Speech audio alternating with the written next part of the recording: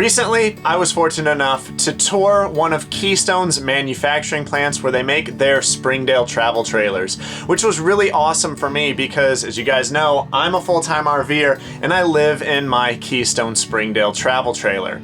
Now, mine is 8 years old, and so it was really cool seeing how they make them now because it totally changed how I view my rig. But if you're new to the channel, my name's David. This is Unbound, and welcome to the inside of my travel trailer, my little home on wheels. Now, what I found particularly cool about the tour they let me go on is I got to walk through their plant during manufacturing hours while the workers were putting them all together. And so I didn't get a static and stale tour of the rigs just sitting there lifeless at the various stages of production. No, I got to see it while this plant was abuzz with life, like someone kicked a beehive. And yet, what was so cool about it is it wasn't pure chaos. No, this was ordered chaos. People were flying all around, but they knew exactly what they were doing in near perfect timing. It was really impressive. Which brings me to my first surprise.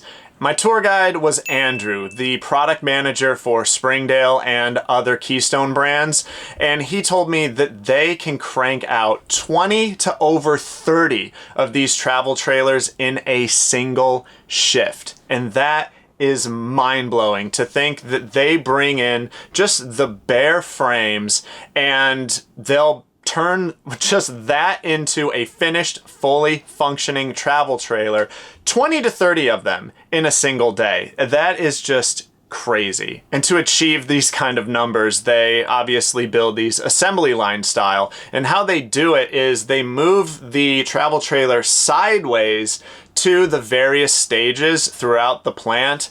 They put the travel trailers on these rollers so that they can move them sideways. And as soon as it shifts over to the next station, the employees at that station just come on in and they get right to it, building whatever it is that their station is. The thing I found especially cool is when they put the walls on. There are workers that are building the walls and lining them up in a nice, neat side stack.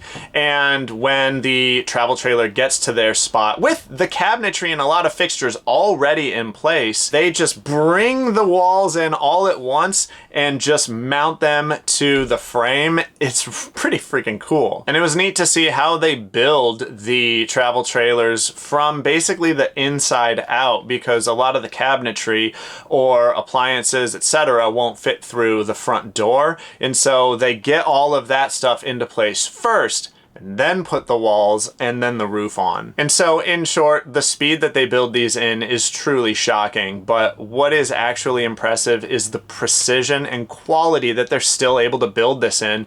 And my Springdale is a testament to that. Like I said, my travel trailer is 8 years old. I bought it brand new, and I take this thing where it was absolutely not designed to go. Up into mountains, out into the deserts. I'm constantly off-roading with it, rarely on pavement unless I'm just on the interstate between national forests, and this baby has held up so well. And something that really caught my attention during this plant tour is how Keystone is putting in their brand new Springdale travel trailers pretty much the exact same appliances that I chose to replace the old appliances during my kitchen renovation project. Followers of the channel know that my kitchen cabinetry here was in desperate need of a rebuild, and so we ripped all the old stuff out and are rebuilding from scratch with all new appliances and a brand new sink too. And long before I took this tour, I ordered a brand new huge stainless steel kitchen sink, a brand new stovetop, and a microwave and convection oven / air fryer all in one from eTrailer.com. I chose these specific new appliances because they are incredibly functional and they look amazing. The convection oven and stovetop are both made by Furrion, who is huge in the RV world right now. And I'm replacing my old stove and oven with just a cooktop because I never really used the oven. And with this new build, I've opened up tons of new storage below the cooktop. But if I ever decide that I do want to bake something, I've got the convection oven right there, whereas Previously, I just had a microwave. And my old sink was large, but it was plastic and didn't really look all that great. But this new sink is beautiful stainless steel and will be more durable, and it looks amazing. You guys know I love cooking, and so I'm probably way more excited to use this stovetop for the first time when this project is all done than I really should be. But I'm just really excited with all of these appliances and this sink that I got. And so I highly recommend, if you guys are looking to do any updates of the appliances in your RVs, then you really should give eTrailer a look. Their website has so many options of a bunch of different appliances and fixtures. They really have been my go-to source for just the huge binge in upgrades and maintenance to my travel trailer that I've done this year.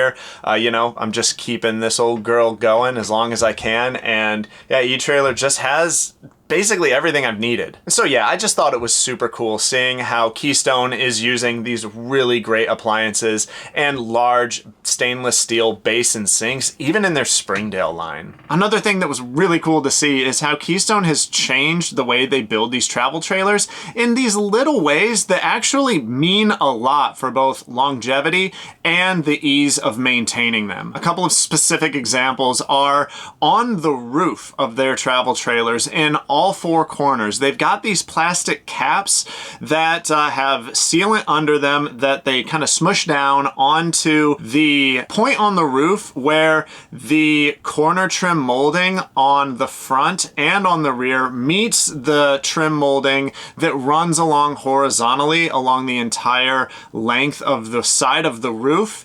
And this is really cool to see because my travel trailer doesn't have this plastic formed cap.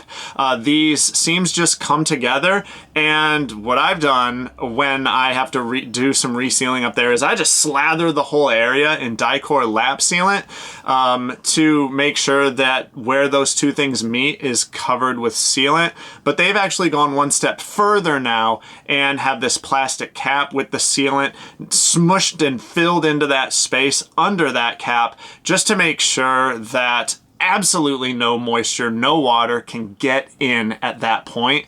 And that's huge because water intrusion anywhere in these travel trailers, especially the roof, is a death sentence. And then another small but really cool touch I noticed was on the front of the travel trailer where the batteries connect to the electrical system of the rest of the travel trailer. No longer are all of those wires just exposed to the elements. They now run into a sealed box that actually has a battery disconnect switch on it. So you can flip that and it kills the 12-volt power to the whole unit. And having those connections all inside of that box just increases the longevity of those connections. On my travel trailer, they're all exposed, and over the years they've gotten corroded, and I have had to take those connections off when working on my solar, and every time I do, there's a lot of corrosion around them, so I just take a Scotch pad and I scratch up those terminals so that it gets away the corrosion and has a nice clean copper electrical connection there. But yeah, having that under a sealed box with a disconnect switch, good touch, man. And then one more little thing I noticed is that they're paying a lot more attention to ease of maintenance, so that if you ever have to have any work done on your travel trailer, it's easier for the techs to access the things that they need to get to fix anything that you may have, like problems with the electrical system or the water system. It will allow those techs to get in there, get the job done quicker so that your RV isn't tied up as long. Or if you're like me and you do all your own maintenance, then this is just a godsend. So that, yeah, it's just easier for you to maintain your own unit. And something else I was pleased to see are these little things they're doing now that make usability easier. Case in point, what they're doing now on their fresh water tanks is instead of this tiny little plug that you have to unscrew to drain your freshwater tank if you want to, they have these nice, fairly big, about this big in diameter, valves that you can pull, just like your gray tank and your black tank. You can pull that valve and it will dump out your fresh tank much, much faster and a lot easier. Because on my rig, if I want to dump my freshwater tank, which I do almost before every travel day, I have to get under there with a crescent wrench. I have to reach under my trailer and turn that plug with my crescent wrench, and then it'll let the water out. And another thing that they're doing now is they have tire pressure indicators on each of the tires, and they've got a little sending unit in the front storage bay, and it can tell you the tire pressure of your trailer. Pretty cool little touch. And they're these little brackets they're mounting to the front of the travel trailer's frame that the emergency chain hooks can just clip right onto, and it's just a really clean, easy way to, you know, get your chains up off the ground, or they're not like flopped on over the frame, just like looking like they don't really have anywhere to go when they're not connected to your tow vehicle. You know, you're at the campsite.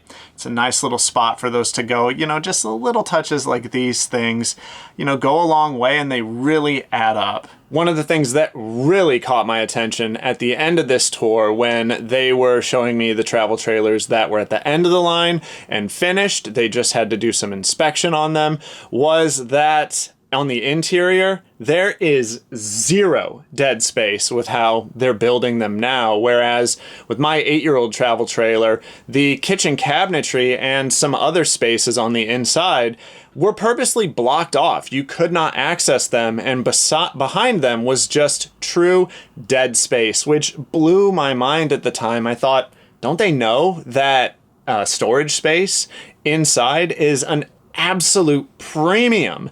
Well, maybe they didn't back then, but now they certainly do. And Keystone is doing everything they can to have storage everywhere. Everywhere in their cabinetry either has a door or a drawer you can get to, and even under the couches, there's storage there. Under the dinettes, you can open the doors and access them. They've even gone to the lengths of including storage bins that slide neatly and easily into these spaces and out. So, you know, they fit these areas really well already. But basically in sections like right here and under my stove right here, there were just like Luan boards that were stapled to the back that blocked these spaces off, which, yeah, just made no sense to me. So I just punched those Luan boards inward, knocked them out of their staples, and then I could access them. And so with the kitchen cabinetry, with this remodel, how I'm building it now is how Keystone's currently doing it, where there is no dead space. Everything is accessible under there. Oh, and don't pay any mind to the towels that I have laying on top of some of my cabinetry right now.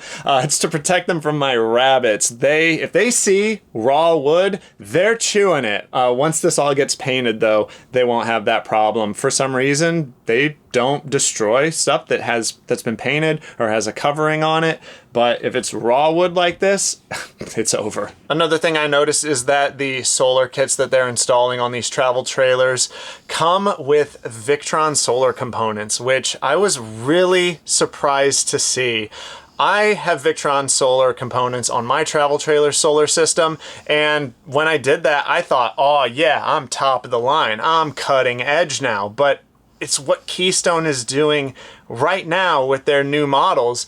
And when I saw that, it really drove home to me that a lot of the upgrades that I've been doing to my travel trailer over the years, and trust me, I've done a lot, are really just keeping my travel trailer current instead of keeping it like, I don't know, special or top of the line or whatever.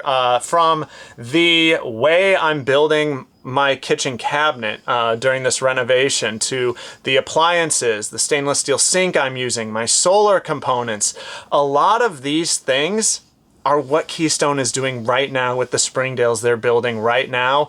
And that was the biggest thing that hit me about all of this, and why I now view my rig in a very different light. I love my rig, don't get me wrong. This thing is incredible. You know, I say it all the time for how it's held up with all the punishment and off-roading I put it through.